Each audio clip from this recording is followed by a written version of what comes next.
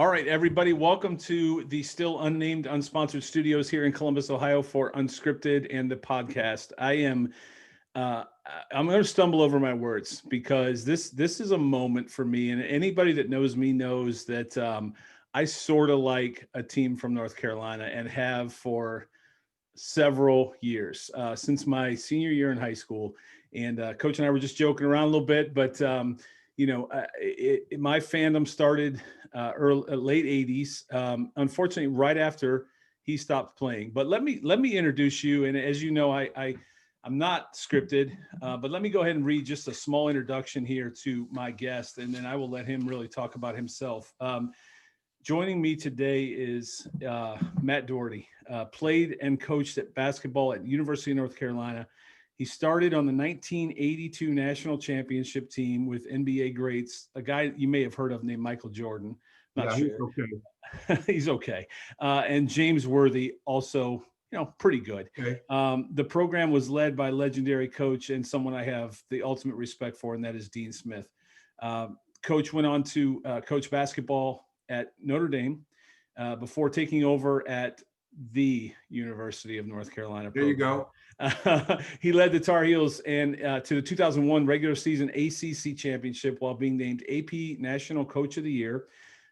In 2005, his players won a national championship. I'm going to put that, and we may come up with that later, but let's just leave it at that. Yeah. In 2005, his players won a national championship, and Matt is now a consultant while broadcasting games for the ACC Network. Since his time at UNC, Coach Doherty has worked as the head coach at FAU, SMU. In addition to working at ESPN, the Indiana Pacers, and the Atlantic 10 Conference, he is married to his wife, Kelly, and has two children, Tucker, and is it Haiti? Hattie. Thank you. Hattie, I want to make sure I get it right. And they reside in Mooresville, North Carolina. Would you all welcome and help me welcome, and I don't know if you're driving in your car, but if you're listening to this, help me welcome my guest, Coach Matt Doherty. What an absolute honor. Thank you for being on Unscripted. Coach. Oh, man, my pleasure, Aaron.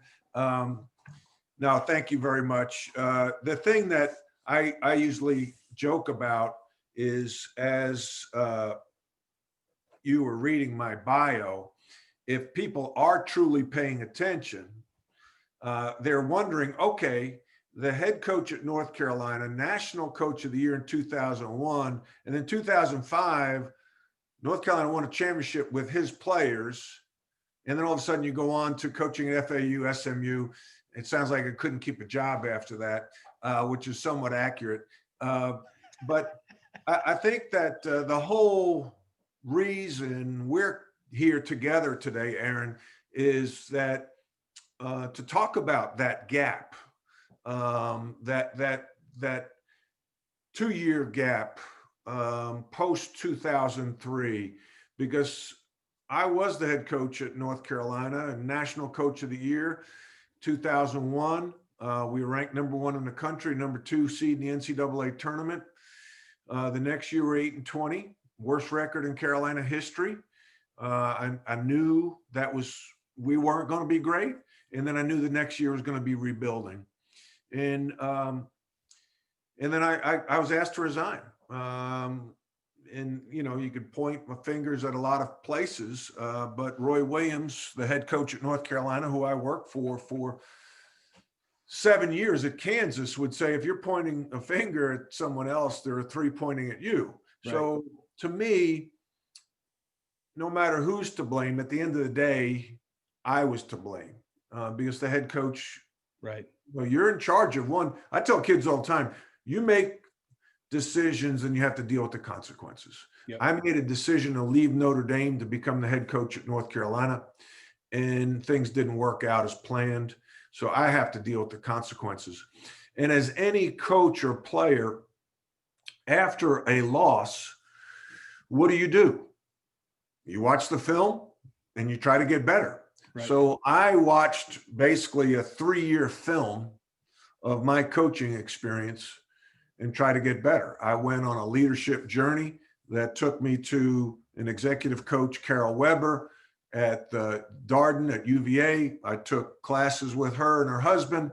I worked with Fran Johnston, who's an executive coach at Penn.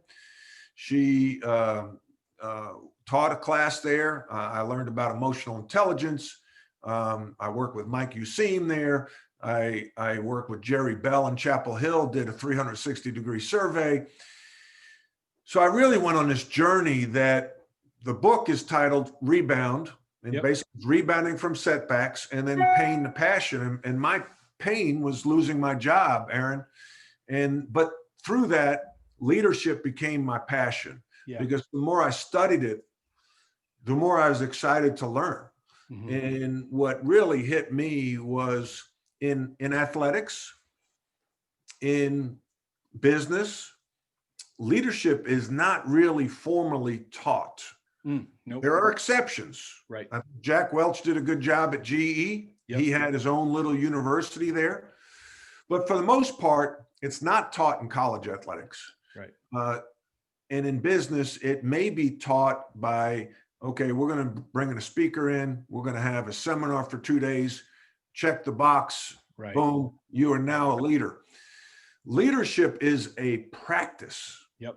I feel like I'm quoting Allen Iverson. That's right. You've got to practice. And I have, what I have on my wall, I'll show you here, is my banner, the Doherty coaching practice. And it's DCP and learn and grow. Yep. Because you have to practice these things. You can't, it's like golf. You know, if you just go out and play golf and say, okay, I'm going to go out once a year and expect to shoot in the 70s, that's not happening. Right.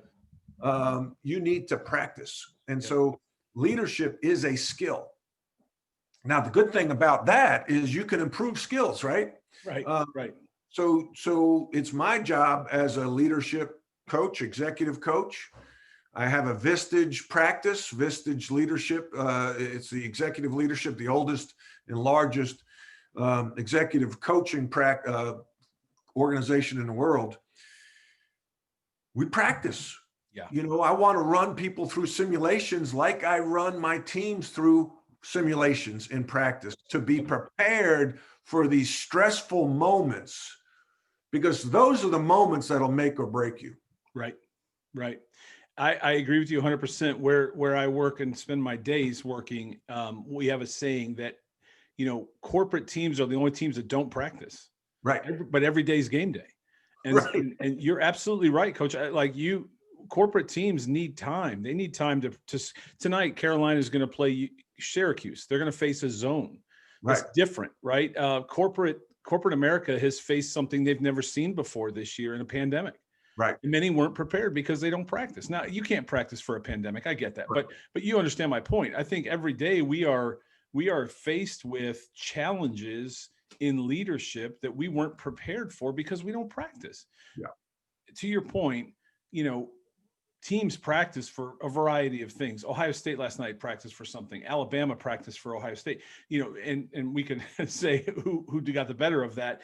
But at the end of the day, they schemed, they practiced, they prepared. And corporate America does not do that. We just go to work every day. We show up, we do our thing, we go home. And I absolutely agree with you. That is a fantastic place for you to, I think, it sounds like you've really found your niche, and you're helping other companies. Well, that's my goal. It's been tough, Aaron, for 17 years. I felt like I was falling off the Empire State Building when I left Capitol Hill, and you know, who was there to catch me? Because the Carolina family was my safety net. Yeah. And now I'm getting, you know, somewhat, I felt kicked out of the family, or, you know, booted to the side. And I was free falling, not only from my safety net, but also from a career. Yeah. And so I coached again. I really wanted to coach again. I thought about not coaching and just doing some TV and business. But I wanted to put these skills to work, to the test. Yeah. And so I took a job at FAU, and it was a low-level job, but a real fulfilling job. And then I went to SMU, was there for 6 years, was never able to really turn the corner, and got let go. So now you're like, okay, what do I do at 50? do I just hang on? And I didn't want to just hang on. So I went to the NBA, worked for the Pacers, and then got into college athletics again in an administrative role with the Atlantic 10. But I wanted to control my destiny, and I wanted to coach in some way, shape, or form. And the executive coaching is fulfilling work, because as Coach Smith had on me, and hopefully I had on some of my players, I want to have on some businesses and businessmen, because at the end of the day, John Maxwell would say, and I went through his program, your company, your organization will only go as far as the level of the leadership. 100%. I was on a podcast last week with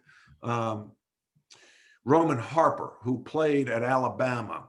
For Don Shula was recruited, not Don Shula, Dave Shula was recruited by Mike Price, and he never got to play for Saban. And I said to Roman had a heck of a career, went to 2 Super Bowls, won one, all pro safety, played for New Orleans, played for the Panthers. And I said, okay, what's the difference between Alabama now and Alabama before? Right. So same resources, same campus, same fan base, same boosters. Yep. It's a guy wearing headsets. Right. Different guy. Right. Different leader. And he took them to, unprecedented heights in modern day football. Right. That one person. Yeah. I would agree. But it's interesting, Coach, because, so we have an underwritten rule on Unscripted. And if I ever ask you a question and you can't or aren't comfortable or don't want to answer it, you just say pass. And it's fine. My audience understands. I understand. We're good. We'll move on. I'm going to tread very lightly because I live in Buckeye territory right now.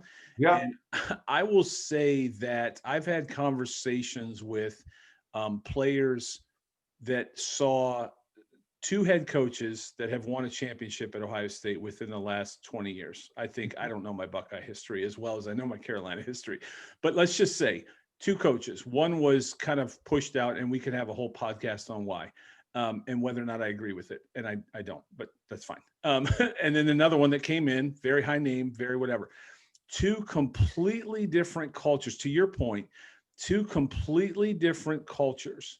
One that is, I just have the ultimate respect for. The other one I don't know a lot about. But 2 completely different cultures, and a player that bridged Coach A and Coach B, and can tell you they were 2 completely different cultures, and yet they had the same result. To your point, same facilities, same buildings, same uniforms, same. However, the guy with the headset on led completely differently, and we can argue which one was better or worse, but they both got the same thing, and that's a banner hanging up in their facility. Now, so, and I think I'm tracking with you in that, I think there's different ways to achieve our goals, but it depends on your bent. It depends on your team. And in sports, it's a little different because you have this fan base. I think in business, we don't have necessarily a fan base. We have a customer base. It's a little different. Would you agree, or what would you think on that? Well, you're touching a lot of great topics and talking about a lot of great things. Yeah. I think a couple things. One, you can win. But is it built for the long term? Right. And you can win, but is there collateral damage? Right. To what are you sacrificing to get there? Are you sacrificing ethics? Are you sacrificing morals? Or are you trying to, do things the right way? And there'll always be things that happen, especially when you have 85 football players and, on a college media. But do you, you can hang banners, but are you going to hang another one? Are you going to hang another one? Are you going to hang another one and try to keep your players, your program out of the media for anything negative? Right. That's key. It's not just the the winning. It's not just the end result. There's got to be more to it. And then I think the difference between sports and business is, you have a fan base on a public company. You have a board, you know, non-public, you don't. Mm-hmm. So, and it's not in the news every day. You can probably take a little bit of a day off in the business world and people might not notice.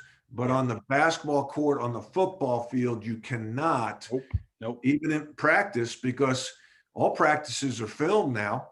And you know, the position coach, the head coach is going to watch that film and see you dog a sprint, see you run a sloppy route, and you're going to get called out for it. Where if you don't make, you know, you're a salesman and you only make 25 calls a day and not 30, or if you leave a little early for lunch, that's not going to be on film, especially now when people are working remotely. That's really where the discipline needs to kick in. For sure. Yeah, it's the difference between touching the end line with my foot or touching it with my hand and coming up short, right? I talk about that, Aaron, and that might be a title of my next book, Touch the Line. Yep. Got to touch the line, man. Yeah. You got to touch the line. Like, that's why I love when I hear Kobe Bryant talk and Michael Jordan. They're kind of the same ilk. They touch the line when they run sprints. Yep. It drives me crazy when I go to a practice and I see a guy running sprints and he stops this short of the line. Right. And the coach allows him to. Right. Like, whoa. Like, so what's acceptable? Right. Because if I accept that, then I'm going to accept something else. And if I don't hold that player accountable for the fact that he didn't touch the line, or that employee accountable for the fact that they didn't hit or didn't do or didn't whatever it might be that their role is, then everyone else around them sees that, and now nobody's touching the line. I love it. That's really good stuff. And I want to get to your book. I do want to point out that in your bio, that is your bio that I actually reread, but the 2005 commentary was my own. Okay.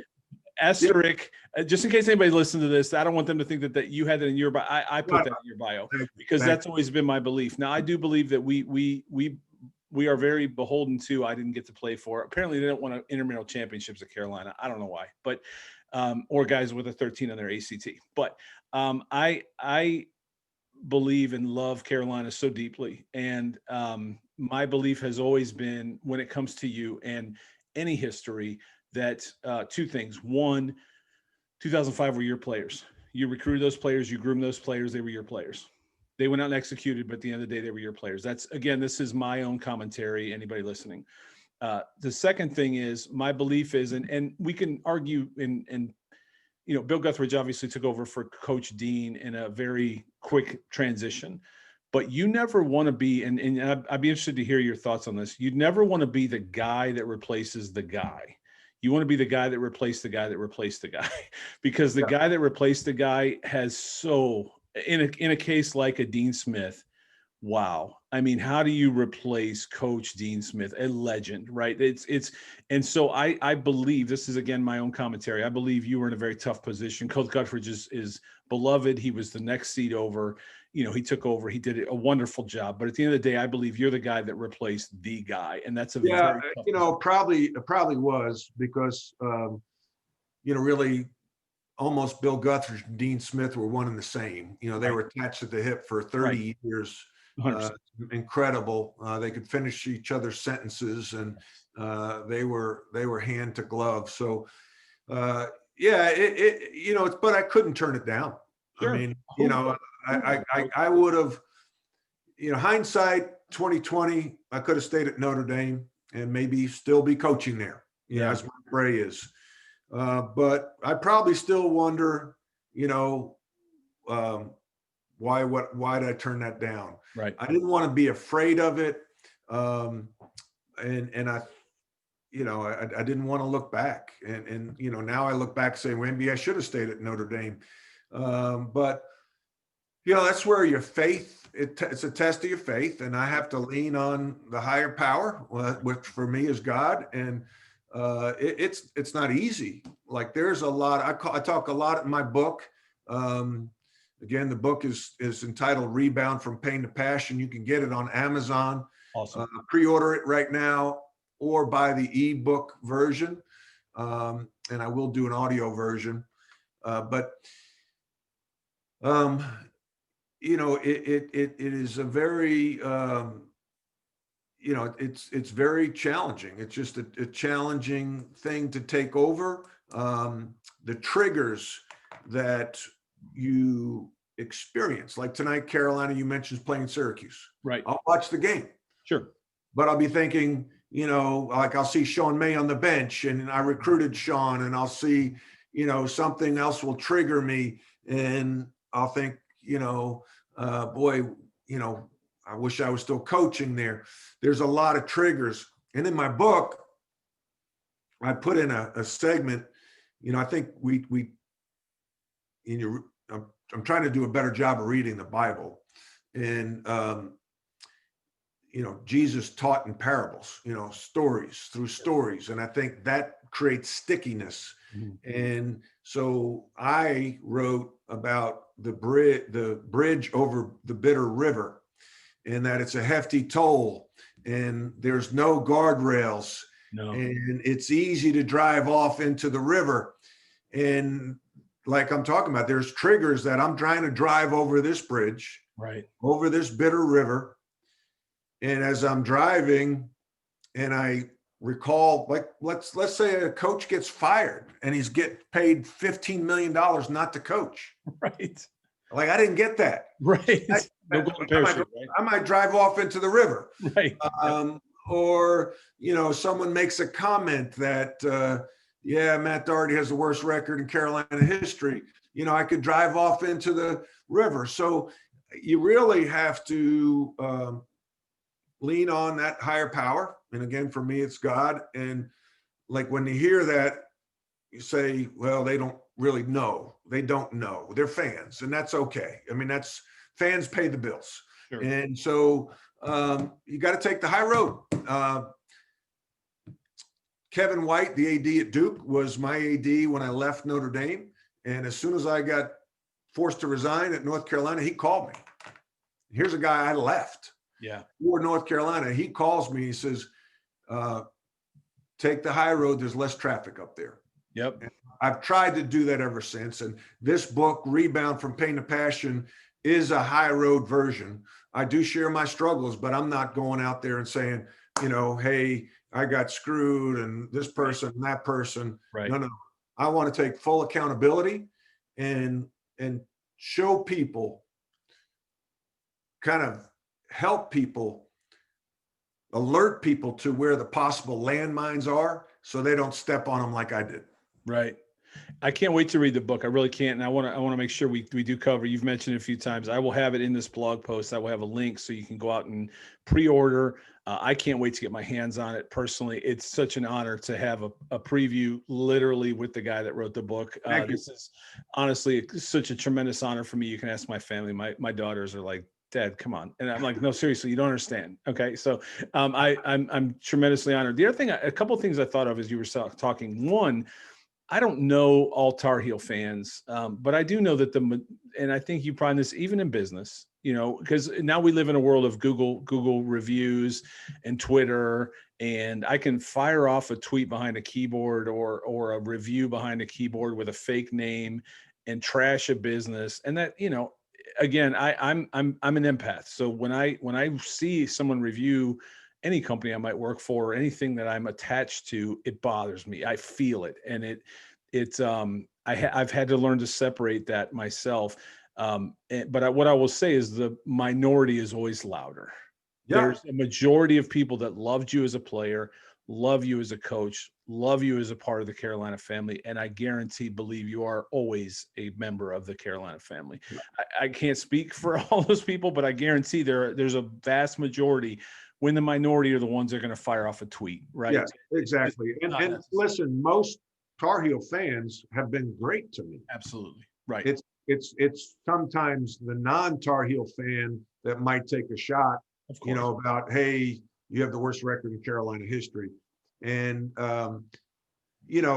you have to put everything in perspective. Right. And then you have to,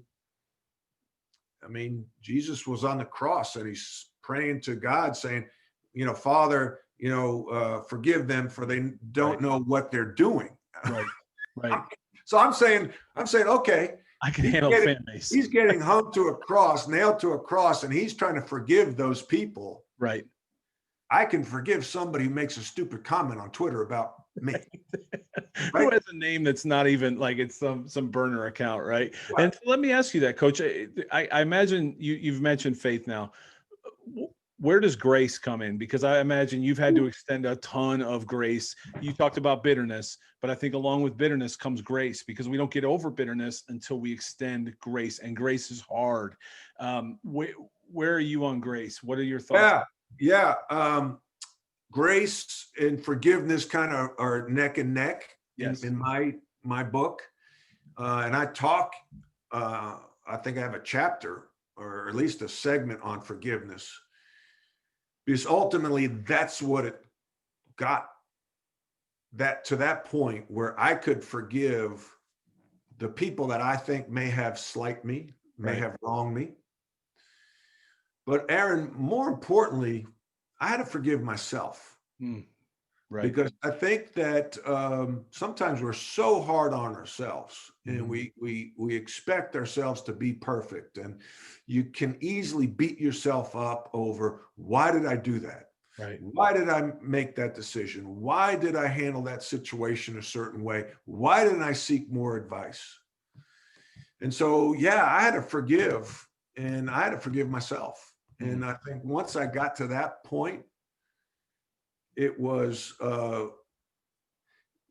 600 of the 800 pounds came off my shoulders. There's still a couple of 100 pounds up there, sure. but it definitely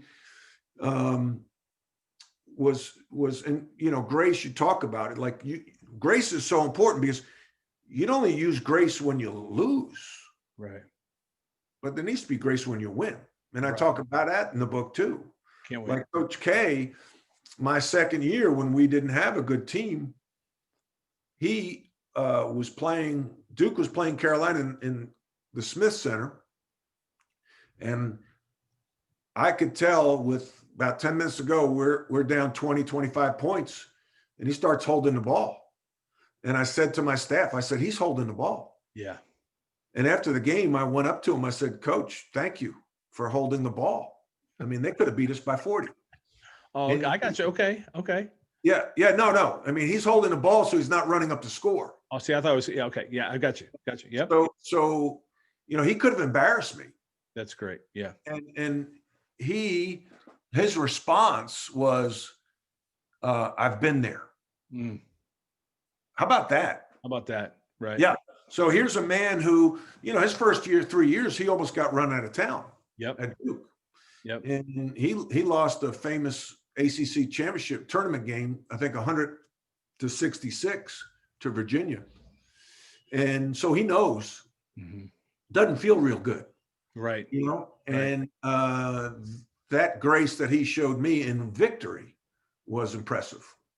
To the most bitter of rivals, right? I mean, if there's anybody that you could drive in the ground and pound and walk out of there, with your fan base happy, Coach K could have done that. I thought you were going a different direction. I thought he was holding it so you guys couldn't score, and I thought almost like running out the clock. No, that is class. And I'm not a huge K fan, obviously, for reasons understood. But that is class. That is class. I think the key is to be respectful. Sure, respectful. There's you don't have to be a fan, but I think there's a respect, and sure that permeates through Duke basketball. To me, I mean, Jay Billis is on the front cover. He wrote an endorsement. Yes. For me. Kevin White, the AD at Duke, he wrote an endorsement for me. Yeah. I'm close to Tommy Amaker. Mike Bray's been good to me. To Mike Jaminski.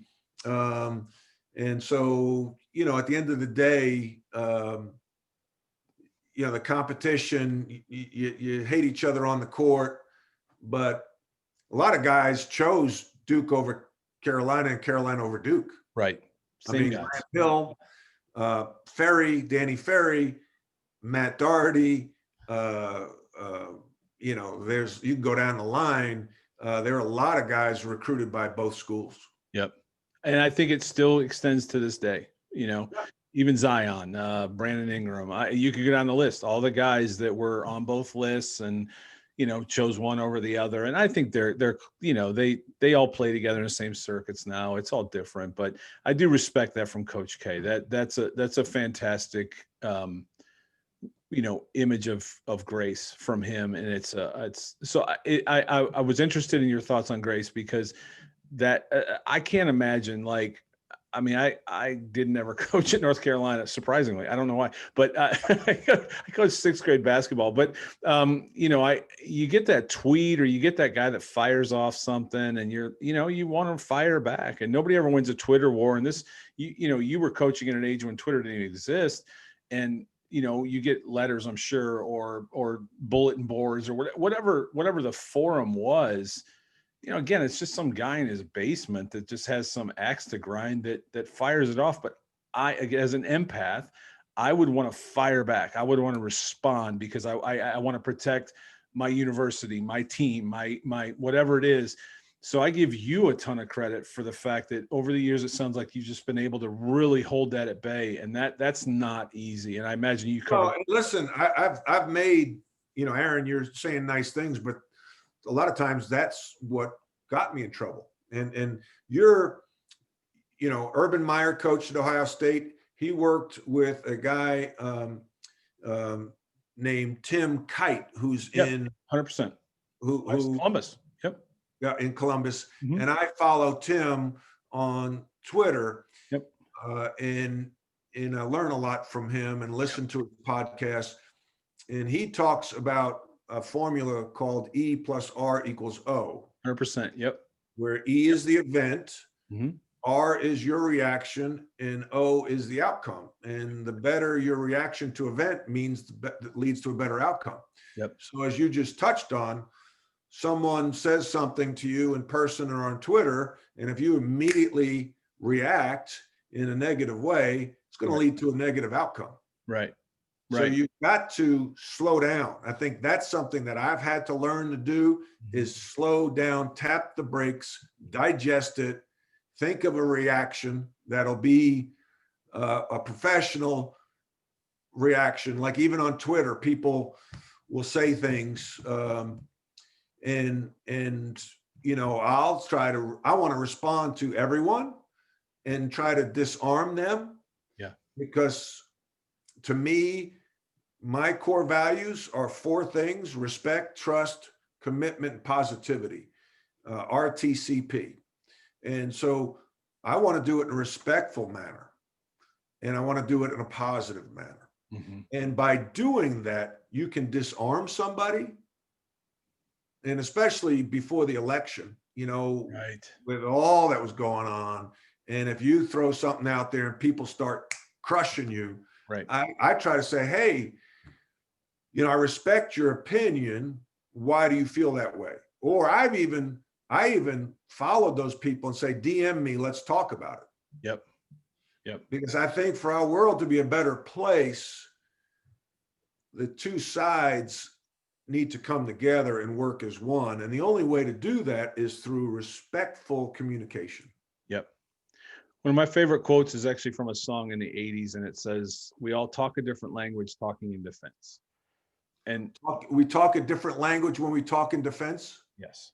Yeah. Like Mike and the Mechanics. We all talk a different language talking in defense. And it's a song called The Living Years. Has really nothing to do with what we're talking about. But that lyric always really, really resonated with me because I believe that's where we're at.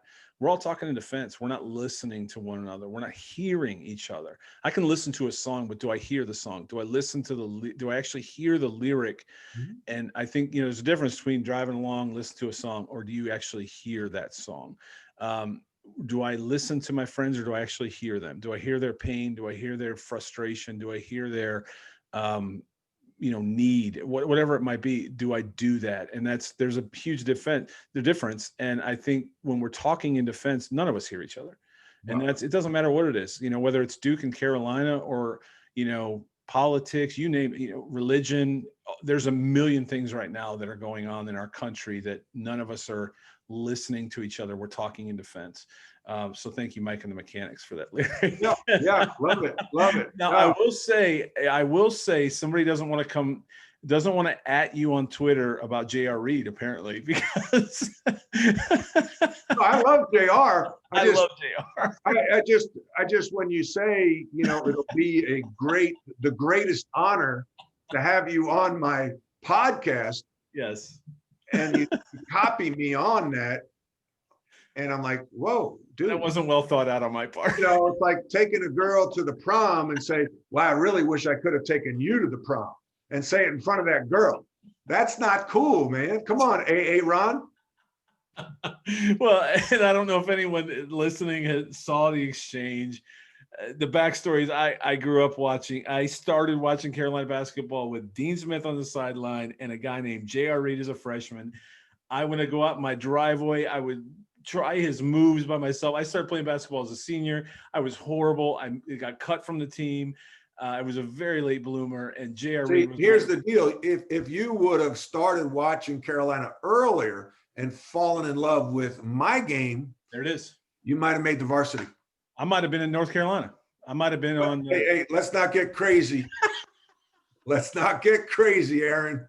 Whoa, slow down, bro. Okay. Well, I like to dream. But no, I agree. I wish I would have started earlier, all kidding aside, because I didn't see the years of you and James Worthy and Sam Perkins and Matt Doherty and Brad Doherty and that I didn't see those years. I didn't see it. I missed it. What were you doing in Columbus? Do you have TV or what? I was in Cleveland, actually. I grew up in Cleveland. I didn't have cable. And again, when I fell in love with basketball. My mom said, well, then watch it on TV. That was my coaching. My coach turned out to be this little guy on the sideline named Dean Smith, because I watched it on CBS. And the player that I watched was J.R. Reed. It was after I missed the shot by Michael Jordan. Now, I did see the shot in Cleveland of Michael Jordan, and we won't talk about that one because that was devastating because I'm a Cavs fan. Right. So anyway, So anyway, that's way, and people that have listened to this podcast know the history, but all kidding aside, it is just such a huge honor for me to have anyone in the Carolina family, and someone especially that I respect as much as you. It's just it's a huge honor for me. Nice comeback. Yeah, that was good. Yeah, that was good. Yeah, no, it's truth. It's honest truth. No one's been more excited. You can ask. I'll go get my girls. I'll bring them down, and they can explain how excited I was. No problem. I trust you. All right. Before we go into a few rapid fire questions, let's talk about the book, because we've covered it a lot, but let's just talk specifically about the book. What's the book all about? How do I get it? Why would I get it? Who's it for? All that kind of stuff. Let's talk about the book. I think it's called From Rebound from Pain to Passion, Leadership Lessons Learned. You can get it on Amazon. You could pre-order it. It comes out the first week of March, or you can get the e-version this week. And then I'll do an audio book, and I'll do it in my voice, which I've got to get on that here in the next few weeks. It basically touches on growing up on Long Island, my love affair with basketball, the people that impacted me, why I was the way I was, and then up through my time as a player at North Carolina, and then as a coach at Notre Dame, and then North Carolina, and the lessons I learned, my leadership journey, talks a lot about that. And at the end, I try to put the leadership lessons in an organized fashion. So if you were to have that book on your shelf and you were taking over a new position as a leader, that you could pull it off your shelf and say, I need to talk about managing up. I need to talk about hiring. I need to talk about listening. I need to talk about whatever it may be, core values. And it's, to me, everybody in their lifetime will probably be in a leadership role. Right. At some point, at some level, 100%. I mean, you may not be at work, but you're going to be at home if you're a dad. Right. Right. You may not be at work, but maybe you are on your block. You Mhm. know, you may not be at work, but you may be at church. You know, you may not be at work, but you may be coaching your kids' youth basketball team. Yep. So, and the exciting thing is, to me, Aaron, is when I lost my job and I went on my leadership journey, I met with Carol Weber, and met with Fran Johnson and took a class, was learning about emotional intelligence in 2003. And in the book, it said leadership is a learned behavior. Mm-hmm. And at that point, I was of the school that you were born a leader. You're either a leader or you're not.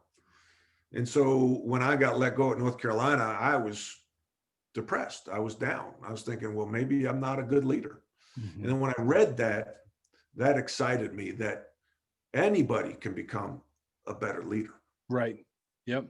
I was just going to ask you in the rapid fire if leaders are born or if they are created, and I think you just answered it. And I agree with you. I maybe you're born with, because I think there's people that are extroverts and there's people that are introverts, and you can lead quietly, like a quiet strength, like our friend Tony Dungy, like he's my friend, but he may be your friend. I don't know, but a quiet strength, or like my son is a quiet strength leader. He's very quiet. He doesn't say two words, but his calm, cool, collected demeanor has been incredible in basketball. He's a pitcher, which it's the perfect personality as a pitcher, is even when the bases are loaded and he's got the four hitter up, Right. he's still, you wouldn't know, he's cool as a cucumber. You know what I mean? So he was born for that. So there is a born leadership, but I do believe leadership is a constant. You can't just, you weren't born into it and then you're just a great leader. You have to constantly study. It sounds like you've taken a journey through heartache, through wins, through losses. It doesn't matter. You've taken a journey where you've constantly evolved, and you've mentioned several people that have helped you along that journey, whether directly or indirectly. You're constantly learning. Yeah, I think you're born with some leadership skills, some leadership qualities, but there are certainly good leaders that aren't extroverts. There are certainly good leaders that aren't, commanding of a room. They come in all different shapes and sizes. And I think that we look at some people that, oh, he's the leader. But if you don't have, I talk about the 6 no's of leadership, and I use the acronym STEVIT, which I invented the word. Love it. STEVIT. You got to know yourself. You got to know your team. You got to know your environment. You got to know your vision. You got to know your industry, and you got to mine for the truth. And I think those 6 things are critical. So somebody could look like a good leader, but not be a great leader. And then there's the other person, maybe a Tony Dungy, maybe a Tony Bennett, UVA, 100%. reserved, kind of quiet, not going to be the life of the party, right? Not going to be up in front of everybody, not going to command the spotlight, but boy, oh boy, are they effective. Sure. And there's a guy, Coach, that, right, I mean, perfect example of a guy that went through absolute heartbreak, right? I mean, and yet kept his team on track and came back the next year and won the whole freaking thing. Good for, like, right? He earned it. And he kept that team together. I've seen some things on TV with him. He is a phenomenal individual leader, quiet, graceful, you name it. I'm a massive Tony Bennett fan. He is really, really special. He really is. And it takes a guy like him. Yep. God placed him in that team for a reason. And it's the most heartbreaking loss to the biggest stage and the biggest win. What a great story he is as well. Just amazing. So I can't wait to read your book. I really can't. I'm probably going to go download it today so I can get it today on Amazon. You'll be able to get it today, this week. I said this week. So I know you can get it on Kindle this week. I'm not sure if today or not, but go to Amazon, Rebound from Pain to Passion. Pain to passion. And then before we move on to rapid fire, because I have a few more minutes with you, I want to make sure I get through it. What else? Are you available for speaking engagements, church? I know I have some pastors that listen. I think you would be amazing. Are you available for those opportunities as well? And how do they get in touch with you? Yes, just go to the rebound book.com website or coachmattdoherty.com website.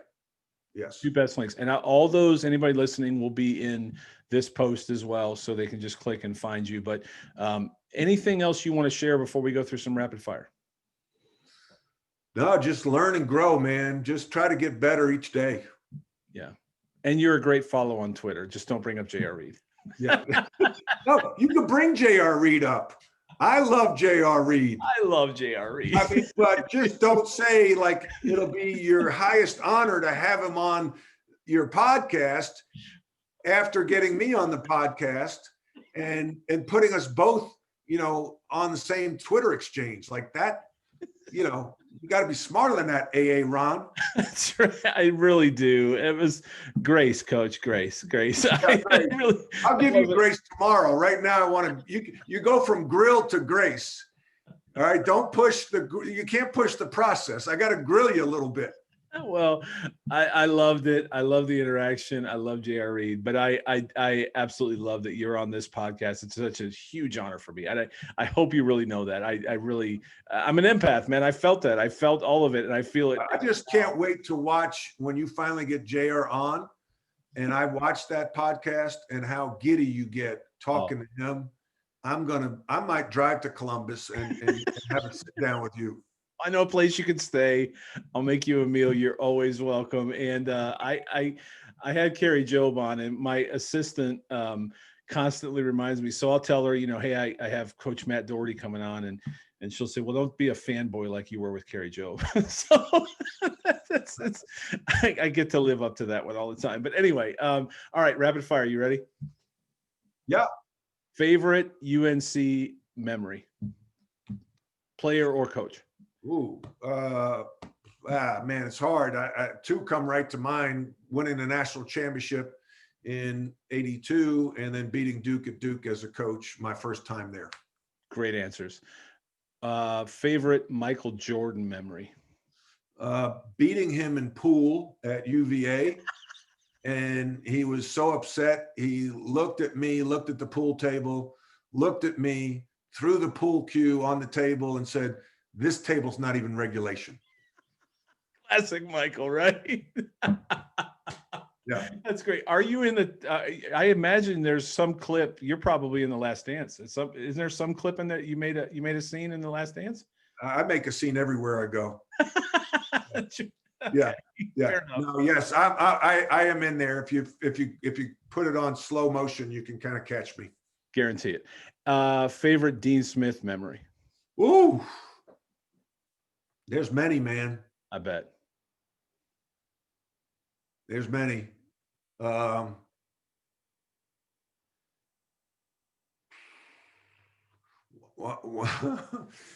wasn't like, it was probably one of the funniest.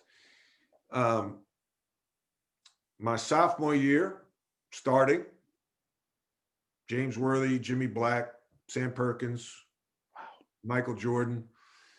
And I was a McDonald's All-American. I was, I was a good player, not a great player, but a good player.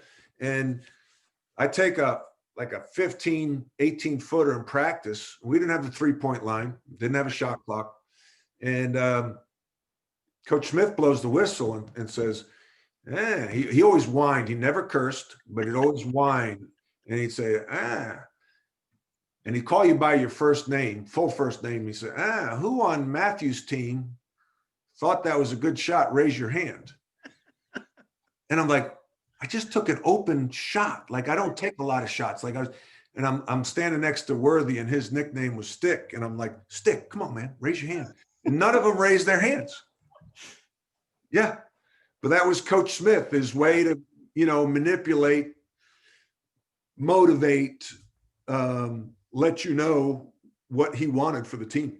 Why wasn't it a good shot if you were wide open? He'd probably say you're open for a reason. I think I've heard Roy say that too. If you're wide open, there's probably a reason for it. I think I've used that with sixth graders too. So you have to, then as a player, you've got to, if you have that shot again and you take it, you better make it. Right. If you had it to do over again, is there any other coach you would have played for? No. No. Yeah. No, not at all. Incredible. Again, he taught me, and I was watching on CBS on Saturdays when you guys, actually after you were playing. So, awesome. Well, I'm sure I can come up with a million other questions. What did you think Michael would be? Did you think Michael would have shoes and a logo on Nike way back in the day when you were playing with him? No, of course not. I think that would have been so disrespectful to Dr. J and Larry Bird and Magic Johnson. Yes. To say that Michael was going to be better than them. Yeah. And I remember sitting in Coach Smith's office to talk with him after my senior year, just kind of about the future plans and playing basketball and picking an agent. And Michael was in there. And so Michael comes out and, even today, like back then, the question was, what kind of shoe are you going to wear? Because we wore Converse at North Carolina. Mm-hmm. He liked Adidas. He wore them in practice, and Adidas rep was at like every practice. And then, Nike was going to make their push. So I'm sitting down, Michael's standing up, and he said, I'm going to wear Nike. They're going to make me a shoe. And you know how Michael talks and kind of does this. And they're going to make a shoe and call it the Air Jordan. And he turns around and walks out of the office. And I see him walking down the hall. And I'm saying to myself, that cocky son of a gun. And a year later, I get cut by the Cleveland Cavaliers. Sorry. And I'm working in New York City, and I'm running down Broadway trying to stay in shape, thinking maybe I'll go play in Europe. And a bus pulls up, and on the side of the bus is Michael Jordan doing his Air Jordan. Jumpman logo. Right. Who knew? Yeah. Who knew? Incredible. And maybe someday Mike will come on the podcast. I'm not going to hold a lot of hope for that one. That's probably a big ask too, but this was a huge ask. And at the end of the day, I am so honored that you would come on and spend so much time. I've loved our even in the last few weeks, interaction on Twitter. I can't wait to read the book, and I hope others will bring you in, because I think your story is a powerful one. Just in the few minutes that we've had, I am just so honored, and this has been so life-giving for me. And I wish you nothing but success. And I hope we can continue to stay in touch on Twitter. I do, if you drop me after today, I'll keep reading. Blocked. You're blocked. Right. Well, I'd like to still read, so don't block me completely, because I would like to read. No, this has been awesome, Coach. I am so honored, and I wish you nothing but the best. And again, 2005 were your players. So I'll just leave it at that, and we'll put a pin in it. Hey, Coach Williams had to coach him. He did, and he did a fantastic job. And I'm a huge fan of Roy. But at the end of the day, that's what my belief has always been, and it will always be. I'm just so I'm so. Proud is not the word. I think proud is the word, which seems weird coming from little old me in Columbus, Ohio, to a guy that has played with all the things, all the places and things that we've talked about. But, it is, I've been through some of those stumbles. I've been through some of that hurt, not at a national level, not with a spotlight, but it's hard to rebound. And there's very few that do. Some people spiral completely out of control. And I can't wait to read the book, because I do want to hear how you've really had to dig in, find that in yourself, and you've made it, a career now out of helping others be in, that are in that position now. And I can't wait to read it, Coach. I really can't. Thank you, Aaron. Appreciate you. God bless. Thank you so much. And let's keep in touch. And if you ever come to Columbus, you got a place to stay. I won't be there to read. All right. Thank you. Take care. All right. Appreciate it. Bye-bye.